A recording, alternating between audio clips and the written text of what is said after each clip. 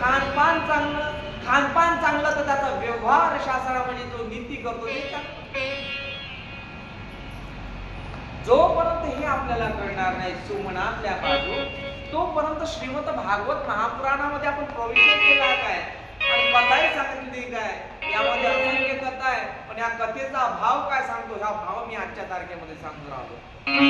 सुमन चांगलं मन, चांगलं अंतकरण आणि देवाला फुलं अर्पण केले, याचा अर्थ काय, तर व्यासजी महाराज बोलले देवाला मी मन अर्पण केलं. काय केलं?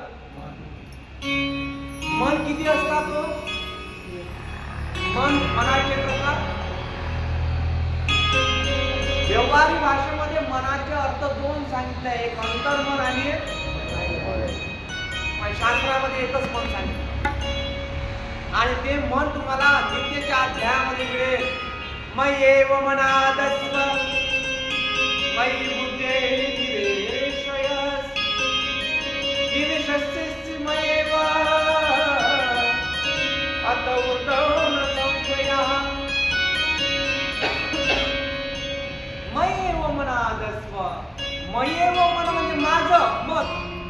इथे श्लोकामध्ये अर्थ काय होऊन राहिलं? मय्ये इति आदस्वः म्हणजे मय्येव म्हणजे माझं मन. मन कोणाचं? देवाचंच. तुमचं आहे का? अहो साधा अर्थ आहे. आज पंढरपूरच्या यात्रेमध्ये तुम्ही गेले की नाही? किती जणांचं दर्शन करायची लालसा होती? सगळ्यांची होती. कोणी पांडुरंगाचं दर्शन घेतलं, सांगितलं की सर्वांनी मी घेतलं म्हणून, पण खरं पांडुरंगाचं दर्शन घेतलं का? काय काय काय काय काय पांडुरंगाच्या स्वरूपामध्ये कसं दिसते त्याचं रूप स्वरूप कसं आहे? संत परंपरेमध्ये एक अभंग आले आहे.